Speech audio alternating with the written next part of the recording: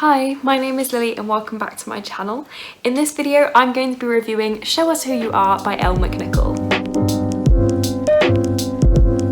So here is the book. Show Us Who You Are is a middle grade and Elle McNicoll describes it as a pre-dystopian, and to me it's more of a contemporary with some sci-fi elements to it, and it definitely does have that pre-dystopian feeling in the sense that we haven't quite got to the dystopia yet, but it is a situation that could become a dystopian. Show Us Who You Are follows Cora, who is a 12-year-old autistic girl. She doesn't really have many friends at school, but she's quite happy in herself. Her older brother works at a place called the Pomegranate Institute, and his boss, who is an investor or something important in Pomegranate, I can't quite remember, is having a birthday party for his son, who is a similar age to Cora, and he invites Cora's whole family to come to this party. There, Cora meets the son, Adrian, and becomes good friends with him. The father also approaches Cora and asks her to take part in a research study so that they can help to map her brain, because the Pomegranate Institute creates realistic, artificially intelligent holograms of people. The idea is that people could either meet a celebrity hologram or they could go there to talk to their family after they have died. So they want to interview Cora because she's autistic, and they would like to get a mapping of an autistic brain because so far they have only really been able to map neurotypical brains. However, there's lots of mystery around Pomegranate, and lots of people have been telling Cora that things aren't what they seem and it might be a darker place than she thinks, and her dad is refusing to let her be interviewed. I'm going to put the book down now so that I can talk to you a bit more about what I thought, but just in case, just look at this beautiful cover. I think it is really, really cool. And also while I'm here, you can see how much I tabbed this book. So the blue tabs are moments I found relatable because I am also autistic, and then the red tabs are moments that made me angry because I felt like this book was going to make me angry in certain ways, and it definitely did, but not in a way that I was angry at the book, but more that I was angry at what was happening to Cora. So I'm going to start by saying I gave this one 5 out of 5 stars because I just absolutely loved it. And I think what worked for me best last time was going through the core pile order. So I'm going to start off with the characters, and Cora and Adrian are our two main characters, and I absolutely adored both of them. They were such sweethearts and so wholesome, and I really just loved their interactions because Adrian also has ADHD, and Cora and Adrian are quite similar because ADHD and autism affect very similar areas of the brain. So they are quite similar in their ways of thinking, and they kind of understand where each other's coming from. So they get on really well, and I love that relationship. And Cora especially, I related to her so much. And I think what I really took away from this book was that, I don't know how to explain it, but I just saw myself, and I could think about how if I was 12 years old reading this book, I would see myself reflected in it and know that it was okay that I was different. I really, really hope that other autistic women and girls will read this book, even if they don't know they're autistic, and know that being different is okay, and see themselves on the page being a hero. And it makes me so happy because Cora is such a lovable character, and her autism is part of what makes her so lovable, and that is so heartwarming to me because we've spent years and decades of the autistic character being the burden or being something that needs to be cured, and just generally not being the character that people like, to now having the autistic character be this lovable main character who is there to save the day. It just, it was so good. I'm so grateful for that element to it. Now we move on to atmosphere, and I thought the atmosphere was built up really well in this book because you are brought to fall in love with Cora and Adrian and their friendship, but you're also immediately introduced to Pomegranate as a kind of sinister thing. You're never taught to trust Pomegranate, and I think the tension and the mystery around Pomegranate really, really worked. So yeah, I thought that was really, really well done. I felt the tension all the time, and I could tell something was going to happen, but I didn't know what was going to happen, and I knew something was up with Pomegranate, but I didn't know what quite was up. And obviously I'm not going to spoil it because it gets revealed quite late in the book, but yeah, it was a really good twist for me. I really liked that. So what is next? Writing. Oh, the writing was amazing. Like I said, everything was so relatable to me. There were so many moments I tabbed, was like, oh yes, I totally get that. But also it was a book I just couldn't put down. I read it in like 2 or 3 days, and it just was so compelling, and like I had to know what was happening next. I had to keep reading. I needed to know what was going to happen to these characters. So yeah, I absolutely adored that. Then we have the plot, and the plot is heartbreaking.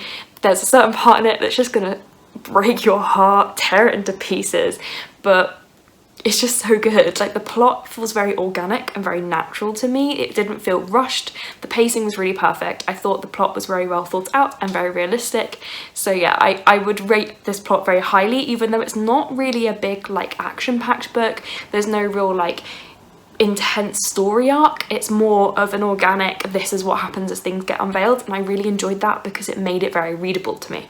Next we have Intrigue, and Intrigue definitely was like really high for me because I needed to know what was making Pomegranate so sinister, and there were certain characters in the book, like the doctors at Pomegranate, that I just didn't know what was going on with them, but I knew something was up. So I really enjoyed reading that. There's a certain major event that happens in the book and you need to know what happens at the end of the book after you've seen that event, and that really was like just so intriguing. Like, this book, I can't express to you how much I just couldn't put this book down because I just loved it so much.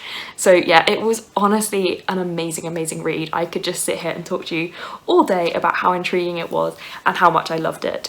But moving on, the next category is logic, and for logic, I don't know, I just thought it was really good. Like I said, it felt very organic, nothing felt forced.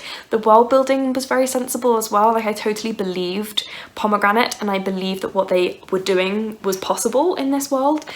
Even though it is pretty much our world, but obviously with the slight difference of AI and holograms being much better than they are for us now, it was believable. And it wasn't overly explained so that you could start picking holes in the like science behind it, but it wasn't cloak and dagger enough that you were like, oh, this is completely unrealistic. Like, there was enough there that you could understand it, and I thought it was explained and built up in a way that would be very accessible to children, because this is ultimately a middle grade book, and I thought that was really clever, because often middle grade sci-fi is believable to children, but it is just fantastical to adults. But to me, it felt very believable to me, and I felt like it would be believable to children. And finally we have enjoyment. Of course, I'm just sat here raving about this book because I loved it so much. Yeah, it was an absolute 10 out of 10 on the enjoyment scale for me. I loved it so much. I just couldn't stop reading. Somehow this is even better than A Kind of Spark, which is Elle McNicoll's debut. So yeah, I'm so happy I got to read this book early. I got an early copy to review it, and yeah, it just... I love it so much. I'm already plotting like who I can give it to for birthdays and Christmas presents, because yeah, I really want more people to read this book. I'm really hoping it gets the hype it deserves because it is just amazing. If you do decide to check out this book, you are more than welcome to come and message me, let me know in the comments what you thought, anything, because I need more people to read this book so I can yell at them about how good this book is. Like, my goodness, I love this book so much. It's definitely going to be one of my top books of the year, I think. Yeah, I loved it. I thought it was amazing. And yeah, I can't wait to hear more from Elle McNicoll. I'm really looking forward to see what she does next, because she's shown us already, she's written 2 amazing books. There's going to be more amazing books. So I can't wait. I think that is my entire review. I'm so like, about it because I just loved it, and I find it really hard to review 5-star books because my review is just buy this book, read this book, you need this book. So that's my message here, is everyone should read this book. I think it's amazing. The only thing I would say is, if you have any trigger warnings around ableism, particularly ableism towards autistic people, to maybe think twice before reading this book, because it is very heavily ableist in many points throughout the book. So that is very tightly woven into the plot of the book. So if that's something you're going to struggle with, maybe like talk to some people who've read it already to see if it's something you can handle. But if you can handle it, it's 100% worth the read. You will get through it so quickly, and it's perfect for all ages. So go out, buy the book, read the book.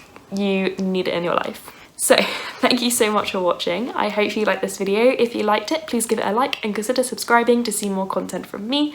All of my social media links are down in the description below. If you want to leave me a comment to let me know you were here, leave me a little computer emoji, because this one's about AI and computers. So that is everything. Thank you so much for watching. Bye.